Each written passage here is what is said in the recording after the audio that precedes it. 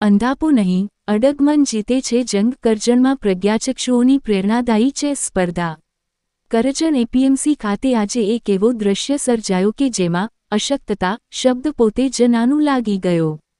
કહેવાય છે ને કે અડગ મનના માનવીને હિમાલય પણ નડતો નથી. એ વાતને સાકાર કરતી પ્રજ્ઞાચક્ષુઓની ચેસ સ્પર્ધાએ સમાજને નવી દિશા બતાવી. Gujarat chess association four visually challenge અને કરજણના પ્રજ્ઞાચક્ષુ શિક્ષક પ્રકાશભાઈ પટેલના સહયોગથી યોજાયેલી આ એક દિવસીય ચેસ સ્પર્ધામાં સમગ્ર ગુજરાતમાંથી 40 જેટલા પ્રજ્ઞાચક્ષુ ખેલાડીઓએ ઉત્સાહભેર ભાગ લીધો. માઇન્ડ ગેમ ગણાતી ચેસ, જે સામાન્ય ખેલાડીઓ માટે પણ પડકારરૂપ હોય છે, તે રમત પ્રજ્ઞાચક્ષુઓએ સહજતા અને આત્મવિશ્વાસ સાથે રમતી દેખાડીને સૌને આશ્ચર્યમાં મૂક્યા. પ્રજ્ઞાચક્ષુ ખેલાડીઓ માટે ખાસ તૈયાર કરાયેલા સ્પર્શ આધારિત ચેસ બોર્ડ અને ગોટીઓના સહારે તેઓ રમત રમે છે, જ્યાં બુદ્ધિ, યાદશક્તિ અને ધ્યાન કેન્દ્રિત કરવાની ક્ષમતા જ તેમની સાચી આંખ બને છે.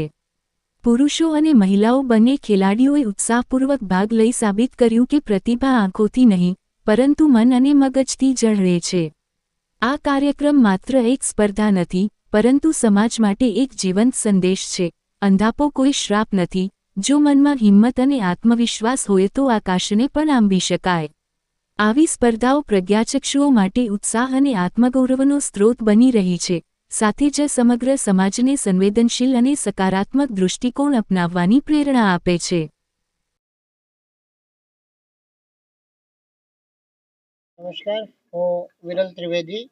આજે કરજણ ખાતે એક દિવસીય પ્રજ્ઞાચક્ષુ ચેસ સ્પર્ધાનું આયોજન થયું છે, જેમાં Gujarat chess association four visually challenge અને કરજણના મિત્રો દ્વારા આ ટુર્નામેન્ટનું આયોજન કરવામાં આવ્યું છે.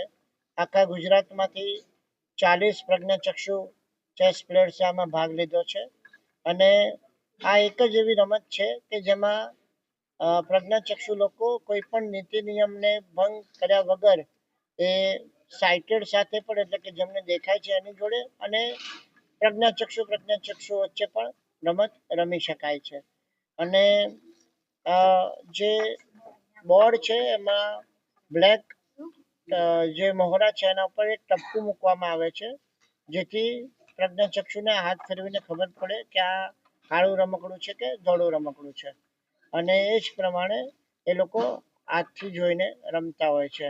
અને નેશનલ ઇન્ટરનેશનલ લેવલે સુધી આ ખેલાડીઓ પહોંચતા હોય છે અને ભારત માટે નામ કાઢતા હોય છે. હું પોતે પણ ફ્રાન્સમાં 2019 અને અમેરિકામાં 2024માં ભારતનું પ્રતિનિધિત્વ કરી ચૂક્યો છું. આપણા ત્યાં અત્યારે દર્શનભાઈ પંડ્યા પણ રમી રહ્યા છે. એમણે પણ ભારત માટે કમસે કમ 4-5 વખતે ઇન્ટરનેશનલ લેવલે ભારતને રિપ્રેઝેન્ટ કરી ચૂક્યા છે. અને આનાથી અભ્યાસમાં પણ, એટલે કે બાળકોને કોન્સન્ટ્રેશનમાં ને એમાં પણ ઇમ્પ્રુવમેન્ટ થતું હોય છે. એટલે દરેક પ્રજ્ઞાચક્ષુએ ચેસ તો રમવી જ જોઈએ. ધન્યવાદ. શુભ નામ આપનું? વિરલ ત્રિવેદી.